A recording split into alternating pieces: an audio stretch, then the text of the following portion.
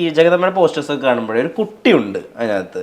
ഈ എപ്പോഴും ഞാൻ കേട്ടിട്ടുണ്ട് ഒരു കുട്ടി എൻ്റെ ഉള്ളിലുണ്ട്, അതിനെ കെടാതെ സൂക്ഷിക്കാൻ വേണ്ടി ഞാൻ ശ്രമിക്കുന്നുണ്ട്. ഇതിനൊരു നല്ലൊരു മാർക്കറ്റിംഗ് വശമുണ്ട്. ഈ കുട്ടിത്തം ഉള്ളിലുള്ള ആളുകളെ ഭയങ്കര ഇഷ്ടമാണ്. അതായത് എല്ലാ കാലവും നിലനിൽക്കും. ഇപ്പൊ മിസ്റ്റർ ബീൻ ഈ കുട്ടിത്തം ഉള്ളിലുണ്ടല്ലോ. അപ്പൊ ചേച്ചിക്ക് ഇത് മനഃപൂർവ്വം അതായത് കുട്ടികളെ ഒബ്സർവ് ചെയ്തിട്ട് എല്ലാ കാലവും ചേച്ചിയുടെ ഉള്ളിൽ ഒരു കുട്ടിയുണ്ട്. കുട്ടികൾ എന്റെ വീക്ക്നെസ് ആണ്. ഞാനൊരു കൂട്ടുകുടുംബത്തിലാണ് വളർന്നത്. 2 അമ്മമാരായിരുന്നു ചെന്നൈയിൽ ഞങ്ങളുടെ വീട്ടിൽ കൂട്ടുകുടുംബമായിട്ട്. അച്ഛൻ്റെ അമ്മയും അമ്മയുടെ അമ്മയും. അവരുടെ ശിക്ഷണമാണ്. മക്കളെ നിന്ന് മാത്രമേ വിളിച്ച് കേട്ടിട്ടുള്ളൂ. എടീന്ന് നീയെന്നും ആരും വിളിച്ചിട്ടില്ല വീട്ടിൽ. അങ്ങനെയാ വളർന്നത്. സിനിമ വന്നപ്പോഴോ വാത്സല്യം എനിക്ക് കിട്ടി, എനിക്ക് മലയാളത്തിൽ നിന്ന്. അപ്പൊ തമിഴിലൊക്കെ ആദ്യം പോകുമ്പോൾ അമ്മ എന്ന് വിളിക്കുമ്പോൾ എനിക്ക് അവിടെ എനിക്കൊരു ഭയങ്കര ഇഷ്ടപ്പെട്ടു. എനിക്ക് ആ ഒരു കാര്യത്തിൽ. മറ്റു കാര്യത്തിൽ എനിക്ക് സിനിമ ഒന്നും ഇഷ്ടമില്ലെങ്കിലും വാങ്ങാമ്മ എന്ന് വിളിക്കുമ്പോൾ ഓ നമ്മളെ വലിയൊരാളുടെ ശരി ഓക്കെ ജ്യൂസ് എടുത്തിട്ട് വാങ്ങൂ എന്നൊക്കെ പറഞ്ഞു കഴിയുമ്പോൾ ഞാനൊരു വലിയ ആളായി. അപ്പം ഇപ്പോഴും എൻ്റെ മോള് ജനിച്ചപ്പം അവരുടെ ലാംഗ്വേജ് ഞാൻ സംസാരിച്ചുകൊണ്ടിരിക്കും. എൻ്റെ മോൻ ജനിക്കുമ്പോൾ ഇപ്പോഴും എൻ്റെ മോൻ്റെ അടുത്ത് പറയുമ്പോൾ അമ്മ എന്തോന്നമ്മ കുഞ്ഞു വാവേ പോലെയല്ല, ഞാൻ ഇപ്പോൾ വലിയ ആളായി എന്ന് പറയുക. അപ്പം ഞാൻ പറയും ഞാൻ കുഞ്ഞു വാവേ അങ്ങനെ പറയും. മണ്ടയമ്മ. കാരണം അവൻ ഈ യൂട്യൂബൊക്കെ എടുത്ത് പഠിപ്പിക്കും. ആകെ കുക്കിംഗ് പ്രോഗ്രാം കാണാൻ വേണ്ടി അമ്മ എന്തെങ്കിലും വല്ലതും വെച്ചിരുന്നുണ്ടോ എന്ന് ചോദിക്കും മോനും. അവൻ യൂട്യൂബിൽ കുറെ സാധനങ്ങളൊക്കെ വെച്ച് ഉണ്ടാക്കും. അവന്റെ ഇഷ്ടമുള്ള ബ്രെഡും സാധനങ്ങളൊക്കെ ഉണ്ടാക്കി തരും. പിന്നെ ഭയങ്കര താല്പര്യമാ. ചേച്ചിക്ക് അമ്മയാവുക, കുറെ കുട്ടികളുടെ അമ്മയാവുക ഭയങ്കര ഇഷ്ടമായിരുന്നു എന്നുള്ളത്. ഞാനിത് പ്ലേസ് ചെയ്യാൻ ഉദ്ദേശിക്കുന്നത് നമ്മുടെ മൂക്കുത്തിയമ്മൻ ഒട്ടിട്ട് റിലീസായപ്പോൾ അതിലൊരു സീക്വൻസ് ഉണ്ടല്ലോ, എനിക്ക് കുട്ടികളെ വേണം എൻ്റെ ചുറ്റും. കാരണം ഒരു കുട്ടിക്ക് എന്തെങ്കിലും കുഴപ്പം വന്നാൽ മറ്റൊരു കുട്ടി ഉണ്ടാവില്ല, എനിക്ക് ആരെങ്കിലും ഉണ്ടാവില്ല, അല്ലെങ്കിൽ ഒരു ഒറ്റപ്പെട്ട് പോയതല്ലോ എന്ന് പറയുന്ന ഒരു വലിയ ഡയലോഗാണ്. ചേച്ചി മാത്രമേ ഉള്ളൂ ഇതിനകത്ത്. ഫുൾ എല്ലാവരോടും ഇങ്ങനെ ഇതിന് എന്തുകൊണ്ടാണ് നിങ്ങളെല്ലാവരും ഇങ്ങനെ വളർത്തിയെന്നുള്ള എൻ്റെ ഒരു ക്ലാരിഫിക്കേഷൻ കൊടുക്കുക. അത് സീനൊന്നും ഉണ്ടായിരുന്നില്ല, സീനൊന്നും പറഞ്ഞിരുന്നില്ല. ക്യാമറ ഓൺ ചെയ്തിട്ട് ഇതിന്റെ പടം കഥ പഠിച്ച് ചൊല്ലുക മാഡം എന്ന് പറഞ്ഞു. അതെ അതെ അതെ അതെ. ബ്രേക്കിന് തൊട്ട് മുമ്പ് വിശന്നിരിക്കുക എല്ലാവരും. അങ്ങനെ അങ്ങ് എടുത്തു പറഞ്ഞപ്പോൾ നയൻതാര അയ്യോ കരഞ്ഞു. എന്താണ്? ഞാൻ പറഞ്ഞു ഇത് കഥ പറയാൻ പറഞ്ഞു. എന്നാൽ ശരി പറയാമെന്ന് പറഞ്ഞ് ഞാൻ പോയി. പക്ഷെ സിനിമ വന്നപ്പോൾ അത് അത്ര നല്ല രസമുള്ള സീനായി അത്. അപ്പൊ ജീവിതത്തിൽ എങ്ങനെ ഒരു ആഗ്രഹമുള്ള കുറെ കുട്ടികളുടെ അമ്മയാവണമെന്ന് ആഗ്രഹം ഉണ്ടായിരുന്നു. അതൊന്നും അങ്ങനെ മനസ്സിലാക്കിയിട്ടൊന്നും ചെയ്യണതൊന്നും അല്ല. ചെയ്യണതാ അത് സീക്വൻസ് പടം മനസ്സിലാക്കിയിട്ട് ചെയ്താണ്. പക്ഷെ എൻ്റെ അമ്മ എപ്പോഴും പറയുന്ന കാര്യം അത്. എൻ്റെ അമ്മയ്ക്ക് ഞങ്ങളായിരുന്നു സപ്പോർട്ട്.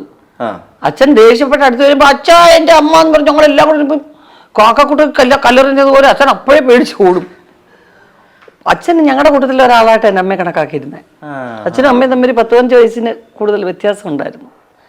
അപ്പോൾ അമ്മ ഞങ്ങളുടെ കൂടെ കളിക്കും. അമ്മയുടെ അത്രയും കോമഡിയും ആ സെൻസും ഒന്നും ഞങ്ങളുടെ ആർക്കും കിട്ടിയിട്ടില്ല. കൽപ്പന ചേച്ചിക്ക് ഒരു ചെറുതായിട്ട് കിട്ടിയിട്ടുണ്ടെന്നുള്ളേ ഉള്ളൂ. കോമഡി ചെയ്യുന്നതിനും പറയുന്നതിനും ഇൻഹിബിഷൻ ഉണ്ടാവാൻ പാടില്ലല്ലോ. എൻ്റെ മുഖം ഗോഷ്ടിയാവോ എന്ന് വിചാരിച്ചാൽ ഒരിക്കലും ഒരു കോമഡി ചെയ്യാൻ പറ്റില്ല. അപ്പം അതൊക്കെ എന്ന് പറയുന്നത് ആ കുട്ടികളോടുള്ള സ്നേഹം കൊണ്ട് തന്നെ കേട്ടോ. അപ്പൊ ആരാവണമെന്ന് ചോദിച്ചു കഴിഞ്ഞാൽ എൻ്റെ ഓർമ്മയിൽ ആദ്യം ഞാൻ എൻ്റെ അമ്മയെ പോലെ ഇമിറ്റേറ്റ് ചെയ്താ പഠിച്ചത്. അമ്മയായിരുന്നു കൂട്ടുകാരി. അപ്പണി അപ്പ ഉണ്ടല്ലോ അമ്മണി കോവാലം വരുമ്പം കാരക്ക കൊണ്ടുവരാൻ പറയണേ. കാരണം ഈ കാരക്കാണെന്ന് കിട്ടുന്ന വലിയൊരു സാധനം. അതാണ് അത്. ഡേറ്റ്സ് ഇതൊന്നും അറിഞ്ഞൂടാ. അതൊക്കെ ഇപ്പൊ കേൾക്കുന്ന വാക്കല്ലേ കാരക്ക. അന്ന് കാരക്ക എന്ന് പറയുന്നത് ഈ ജോമെട്രി ബോക്സിൽ ഇട്ടുകൊണ്ട് കലച്ചേച്ചി മിരിച്ചേച്ചി സ്കൂളിൽ പോയി മത്സരിക്കുന്ന ആ സാധനമൊക്കെയാ. ഈ പുളിഞ്ചിക്ക അങ്ങനത്തെ സാധനങ്ങളാണ്. ഇലുമ്പുള്ളി എന്ന് പറയത്തില്ലേ. അപ്പൊ ഇതൊക്കെയാണൊരു നിധിയായിട്ടൊന്ന് കൊണ്ടുപോകുന്നത്. പിന്നെ ഇങ്ങനെ വെച്ച് ഇങ്ങനെ ആക്കുന്ന ഒരു ചുടക്ക് കിട്ടുമായിരുന്നു അന്ന്. ഇതൊക്കെ ഇത് ആരാണ് കൂടുതൽ സമയം. അപ്പൊ മിനിച്ചേച്ചി കവിളില് നെറ്റിയില് എൻ്റെ തലയിലൊക്കെ കൊണ്ടുവച്ച് തട്ടും. എന്നിട്ട് ചോദിച്ചാൽ തരത്തേ ഇല്ല. അപ്പൊ ഒരു ആ ലോകം എന്ന് പറയുന്നത് ഒരു കളങ്കം ഉണ്ടായിരുന്നില്ല. വലിയ വലിയ മോഹങ്ങളില്ല. ഇപ്പൊ അതല്ലല്ലോ നമുക്ക്. ഇപ്പൊ എന്തെല്ലാം നോക്കേണ്ടിയിരിക്കുന്നു. ഇത് വൈറലാവും അത് വൈറലാവും. ഇന്നലെ സംസാരിച്ചത് ഗൗരി നന്ദയ്ക്ക് വിഷമം വന്നു. അത് ആ കാര്യം ചോദിച്ചപ്പോൾ ആ പയ്യനെ ചേച്ചി കളിയാക്കുന്ന പോലെ പറഞ്ഞു.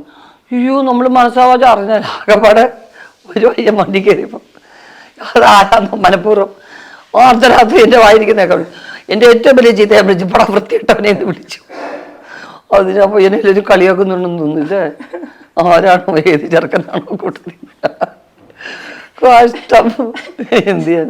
ചേച്ചി ഞങ്ങളുടെ മനസ്സിൽ കുറെ കാലം ഒരു കഥാപാത്രത്തിനൊക്കെ വേണ്ടി വായിച്ച് മനസ്സിലാക്കി ചേച്ചിയുടെ ജീവിതത്തിൽ. ഇപ്പൊ ഞാൻ മൂക്കുത്തിയമ്മ കണ്ടപ്പോൾ ഞാൻ വിചാരിച്ചത് ചേച്ചിയുടെ ജീവിത സന്ദർഭത്തിൽ ചേച്ചിക്ക് കുറെ കുട്ടികളുടെ അമ്മയാണെന്നാണല്ലോ അവർ. അപ്പൊ ചേച്ചി ഷൂട്ടിന് മുമ്പ് ഇത് ആലോചിച്ച് മനസ്സിലെടുത്ത് വെച്ചിട്ടായിരിക്കും പെർഫോം ചെയ്തിട്ടുണ്ടാവും. ഞാൻ ഇത്രയൊക്കെ ചിന്തിക്കുന്നുണ്ട് ചേച്ചിയെ പറ്റി. ഷോട്ടോ സീനുണ്ടോന്ന് എനിക്ക് അറിയത്തില്ല. അങ്ങനില്ല.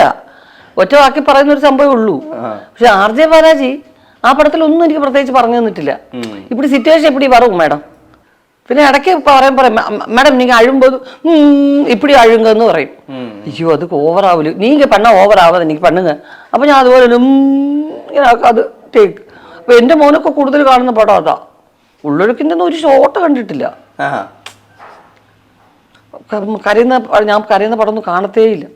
JBBന്റെ ഒരു സിനിമ കണ്ടിട്ട് പാതി തിയേറ്ററിൽ മോശം പടം, വൃത്തികെട്ട പടം പറഞ്ഞ അവന് ആകെ അസ്വസ്ഥനായിരുന്നു. ഞാൻ ഈ അടുത്ത് ചേച്ചി പറഞ്ഞൊരു കാര്യം എനിക്ക് ഭയങ്കര ഇൻട്രസ്റ്റിംഗ് ആയിട്ട് തോന്നി. നമ്മുടെ വീടുകൾ ഇപ്പോഴും അതിന്റെ മൂല്യം നിർണ്ണയിക്കുന്നത് വീടുകളിൽ കൊണ്ടുവരുന്ന സ്വർണത്തിന്റെ തൂക്കം വെച്ചിട്ടാണ്.